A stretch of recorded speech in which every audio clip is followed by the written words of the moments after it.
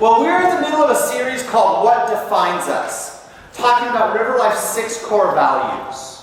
And so if you've been a part of this series, if you've been here the last few weeks, you've heard a few of these. We started out with acceptance, that we embrace people where they are. We embrace you where you are because we believe God embraces us where we are. That was our first core value. Second core value, relevance.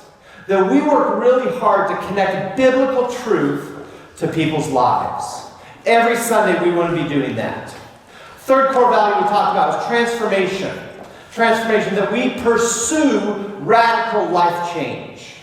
We don't want to just keep doing church week after week. That we as a congregation and hopefully you as individuals, that you pursue radical life change in your families, as a husband, as a spouse, as a son, as a daughter, as a friend. So that's one of our core values, transformation. And then, excuse me, and last week that we talked about biculturalism. That we honor the complexity of being Hmong and American. For those of you second-gen Hmong out there, it is hard. Being a second-gen Hmong is hard. Being a second-gen of any immigrant group is complex. We want to honor that complexity. We don't want to try to simplify it. We don't want to try to dumb it down. We want to honor the complexity of being Hmong and American. And then today we're talking about our 5th core value, and that's authenticity. Is that we are real and transparent. In everything we do, we are real and transparent. And now normally, I like to start off my sermons with a message, or sort of with a story. Kind of a story from my life that illustrates our theme. So this week's theme would be authenticity. And sometimes I'll tell a story where I pull it off. Sometimes I tell a story where I kind of blow it. But today, rather than sort of telling a story about authenticity, I thought I'd just be authentic. Because this has been a pretty bad week for me. In fact, this has been a rough RiverLife week for me. In the year and a half that we've been planning RiverLife, this has probably been the worst week for me. It started last Sunday. As some of you may have noticed, we have kind of some cool curtains, new black curtains up in the lobby, and that big old sign. Well, we had been working on that for a while, and I ordered parts, and I diagrammed out this whole scheme, and we came here last Sunday morning, and none of my plans worked. The poles were falling down, the signs weren't staying up, and I got really frustrated and really disappointed. And thanks to the ingenuity of a few others on our team, we got it working. So even starting a week ago, kind of started off rough. And then Monday, and then it just kind of continued. Monday, I got a call from one of the staff here at Central, and we had accidentally damaged some of their equipment backstage. Central is in the process of planning their winter musical. So each week we have to sort of adapt because they have more and more. But I got a call, and it was kind of the call I was dreading because I knew it would eventually happen. Whenever you rent a space, eventually we would cause some damage. So I got that call on Monday morning. And it's the call every church rental pastor dreads. But they were great working it through, so we were able to talk it out, and we were able to fix what was. So Monday was rough. And then Tuesday, I hurt someone. I hurt someone who was important to me. Wasn't on purpose, but nonetheless I hurt them. And I still have yet to be able to reconcile with them. So that's sort of been sitting really heavy on my heart. Okay? And then Thursday, I found out a good friend of mine who's also in ministry told me that he was sort of stepping down from his role and changing roles in his ministry. So that weighed heavy on my heart.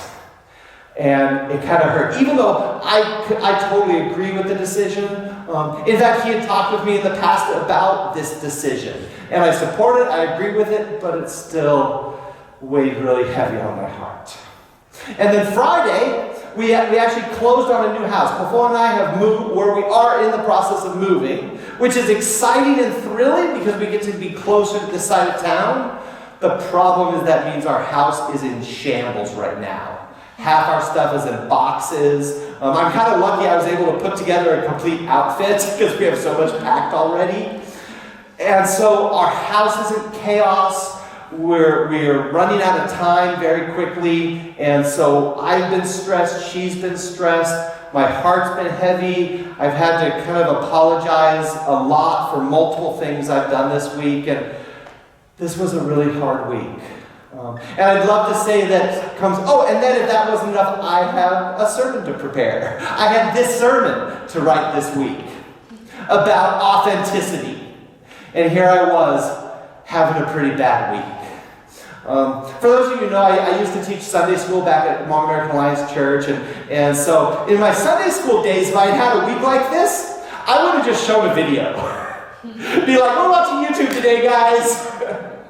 But it doesn't quite work for a church. I wish we could just kind of show up one day and we watch a video, or I throw on some Francis Chan and we all just chill out here. But God was really faithful in kind of inviting me into being authentic and feeling these feelings of kind of being sad much of the week, being kind of really down and having a really heavy heart. So that's me being authentic with you guys. This was a tough week to get through. That's what authenticity looks like for me. What does authenticity look like for you? When you think about being authentic, what does that mean for you? Two of the key words that are part of our core value that we chose was to be real and transparent. How easy is it for you to be real and transparent? How easy is it for you to share your true feelings?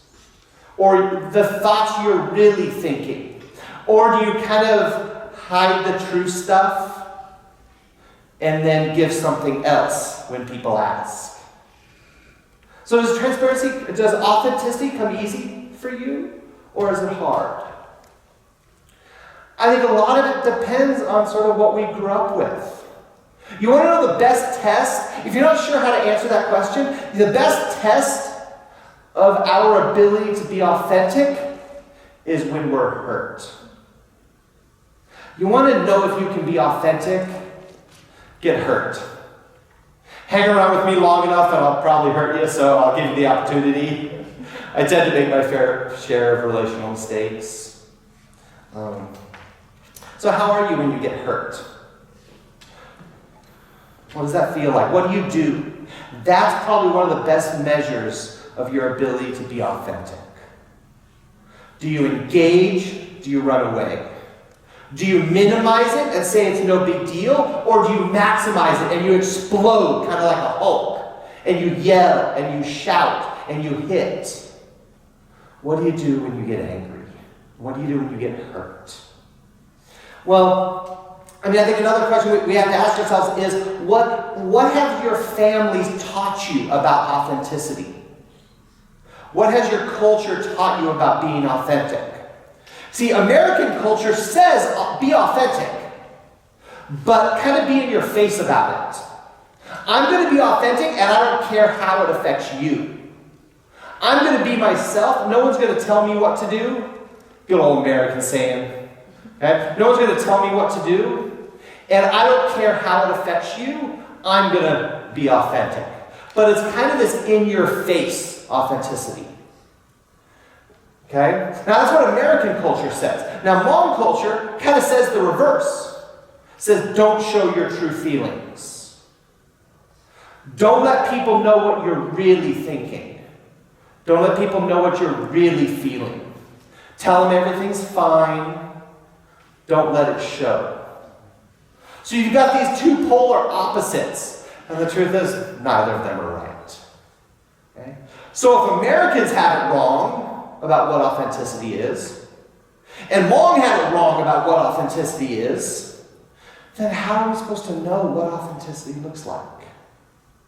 Well, I'm really glad that we don't have to answer that question, because we take this culture or this family or that family or this book or that movie, but we don't have to do that. God actually gives us an amazing picture of what authenticity looks like.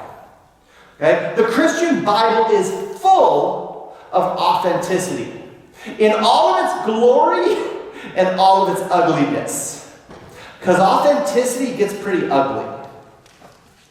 So we're going to just look at one passage. Well, obviously, we could do an entire series on authentic people of the Bible. Because our Bible is full of it. And I'm so thankful to our God, the God we serve, that we don't have this book that glosses over everything. We get authenticity of people and authenticity of God. So we're going to look at one passage today. Okay? One passage, and this is out of one of Paul's letters. Okay? Now, Paul, you might think of Paul as this big theologian Christian guy. Like, he wrote some of the most intense stuff in the New Testament. If you ever want your brain to hurt, just read the book of Romans.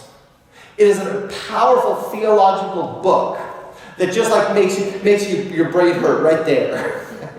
But that's Paul, like in his best. In his best educated, in his best writing. But there was another side to Paul. Paul wasn't just this big theologian who writes these big complex things about faith. If we keep reading in Paul's letters, we actually see a really personal, relational guy. Let me read you a couple passages here. So first is out of 1 Corinthians, and these are from Paul's letters. Okay? So 1 Corinthians 16, 5-7. So this is him writing to the Corinthian church.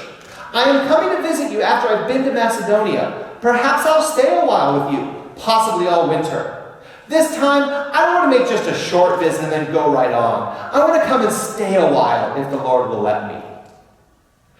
There's a guy who was relationally authentic. Hey, I don't want to just stay for a few days, man. I want to stay all winter with you guys. Now, take a look, listen to 2 Timothy 1, 3-4. So this is writing to young Timothy. If you were here last week, we heard a little bit about Timothy, young kind of protege of Paul's. Timothy, I thank God for you. Night and day, I constantly remember you in my prayers. I long to see you again, for I remember your tears as we parted, and I will be filled with joy when we are together. I could spend the whole Sunday reading passages like that from Paul's letters. Paul was a deeply personal, deeply authentic guy. And we're going to look at one passage in particular. This is out of the book of 1 Thessalonians. Okay, so this is a letter that Paul wrote to a city called Thessalonica. This was a church there. It was a city near Greece, if you can kind of picture Greece in the Mediterranean Sea. Thessalonica was just outside of Greece. This was a young church. In fact, 1 Thessalonians was one of the earliest books written. And that tells us that this church was full of young Christians. Like brand new converts. Possibly less than even a year old. 2 years tops. So these were a bunch of young Christians. And man, Paul loved the Thessalonians. And he had great praise for them. And that's how he starts out in chapter 1. He starts out with this great praise. You guys are doing awesome, man. Your reputation is growing everywhere. Okay? People over in this region are hearing about you. People over in this region are hearing about you. Like Rhodes is tweeting about you. These guys are posting you on Facebook. You guys, your faith is so strong. Way to go. That's how he starts the book of the First Thessalonians. And it's such an exciting way to start a book because he loves this church. And this church is doing great. And then he shifts into chapter 2. What chapter 2 talks about, he sort of shifts focus from talking about the church, how well they're doing, how they're keeping the faith, staying true to the gospel. And he shifts to talk about himself and his ministry. And the big message here that he says here is, you can trust my ministry. And so I'm going to read the first 12 verses. And so the first 12 verses. And then kind of listen for this theme of, you can trust me. You can trust my ministry. And Paul was only able to stay there just a few weeks. Paul liked to stay for a while at these places. But he was only able to stay a few weeks. And some enemies of the church drove him out of town.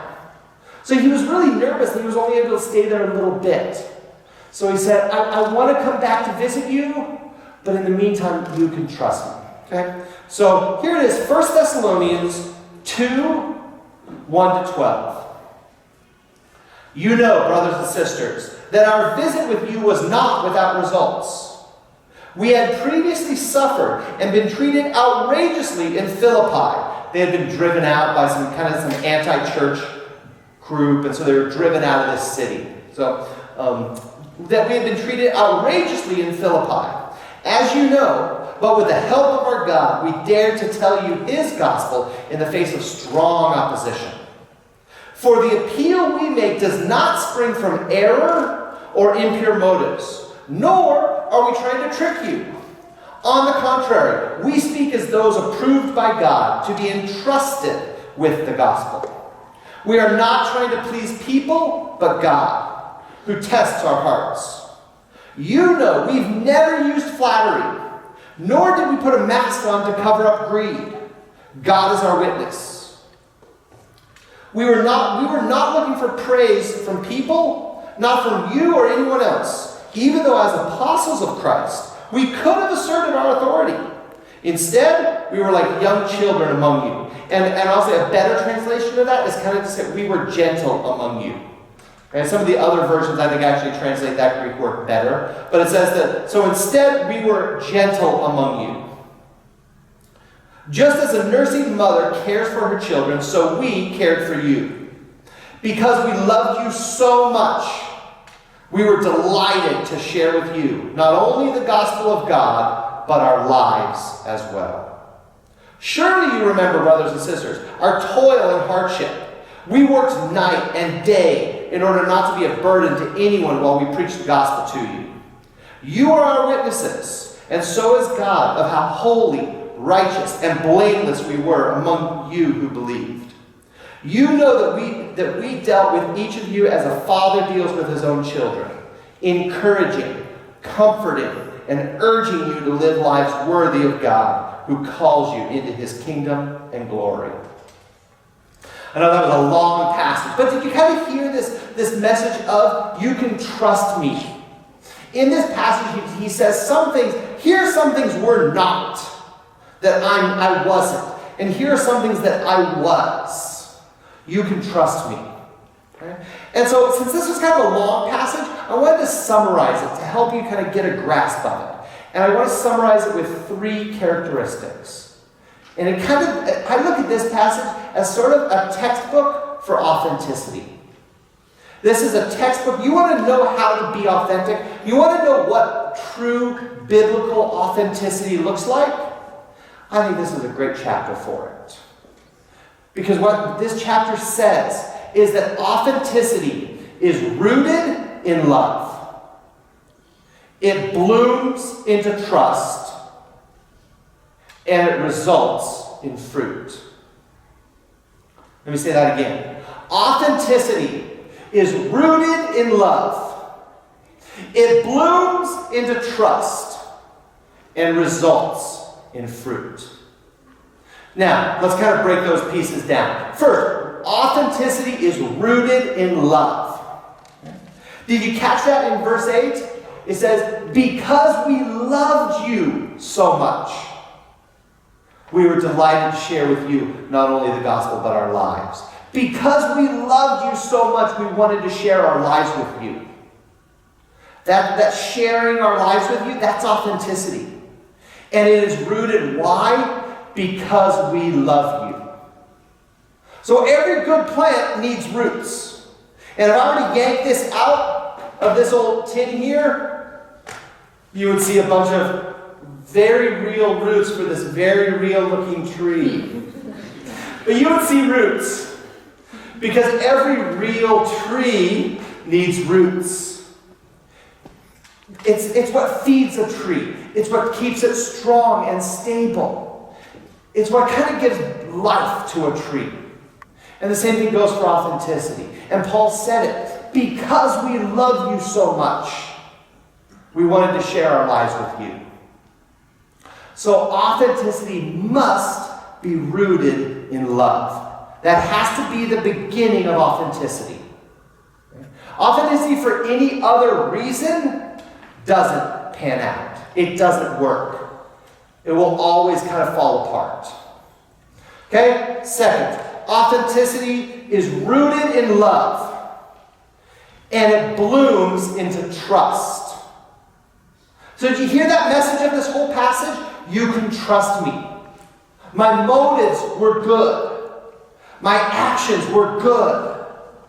And I think when you are authentic, it blooms into trust.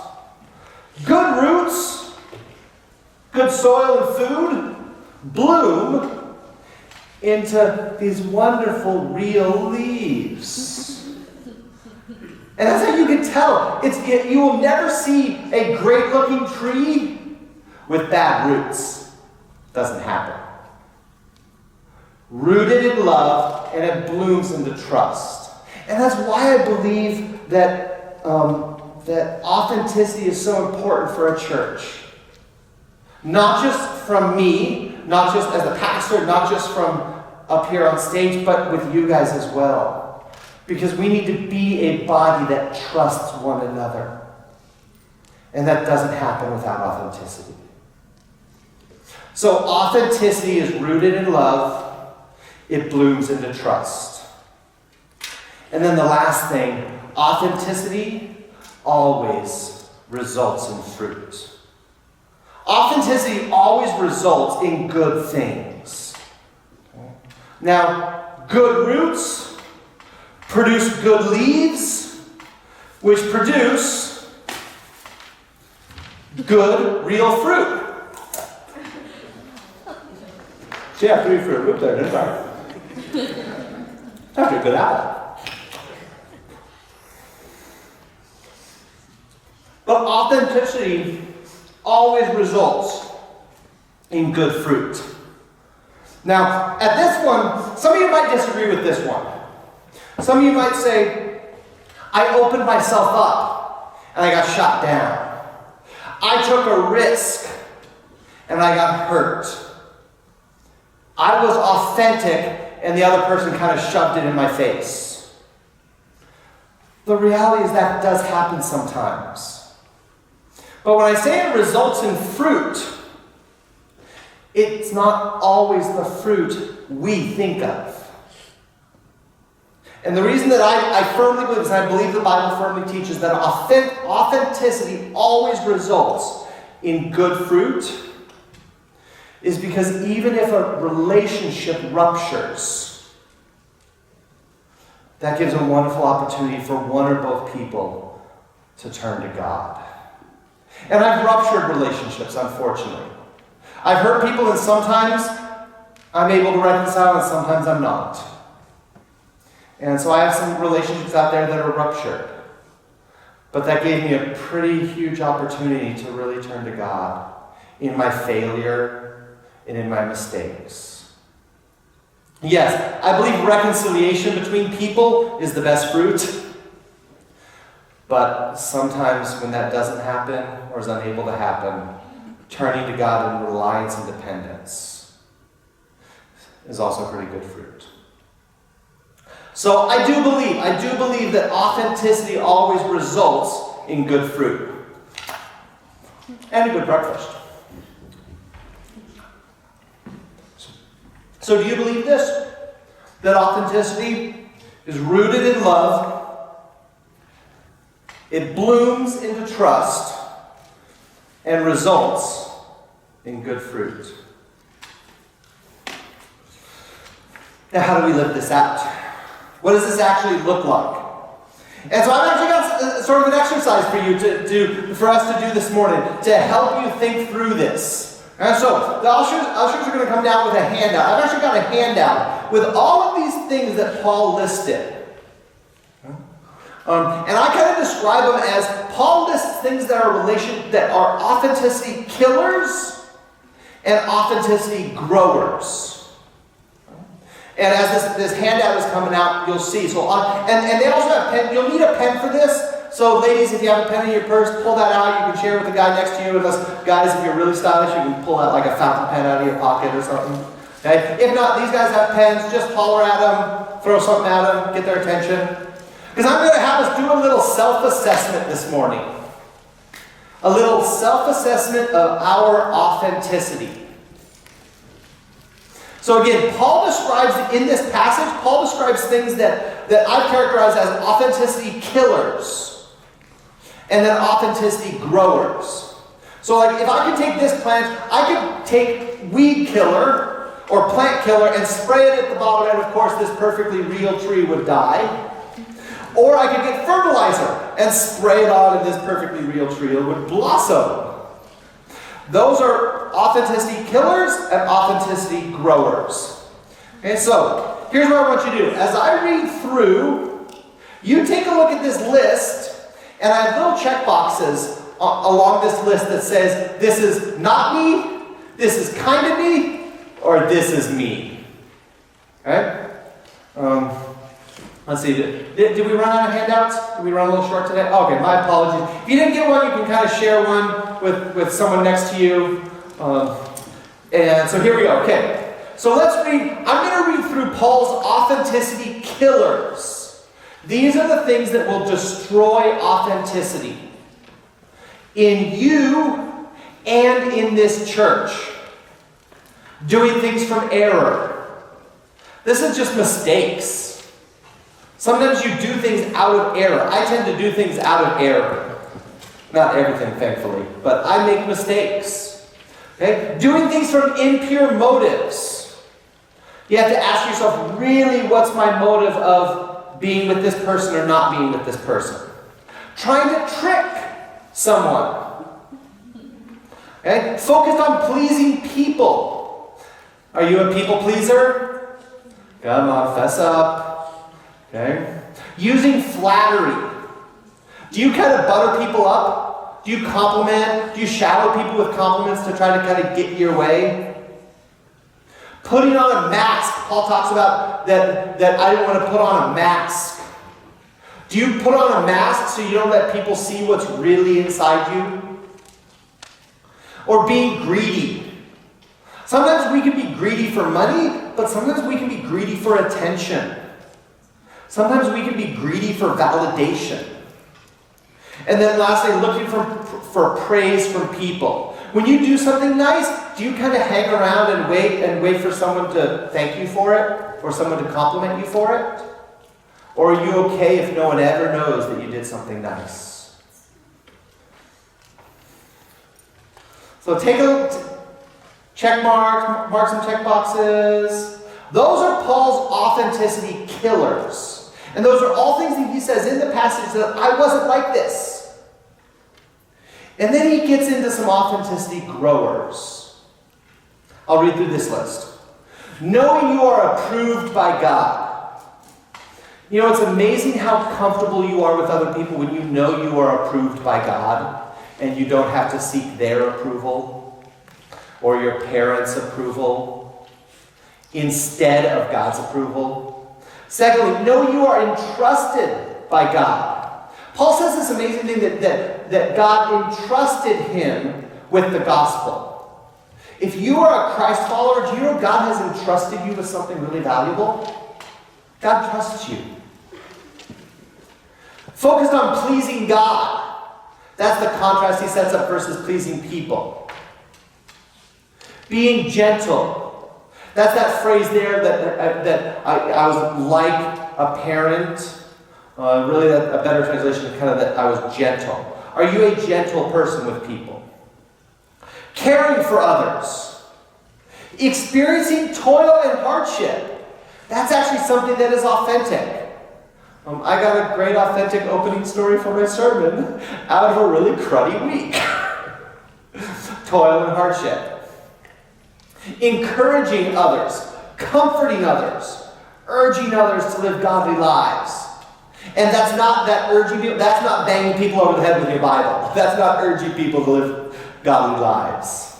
Yeah, that's just hitting people over the head.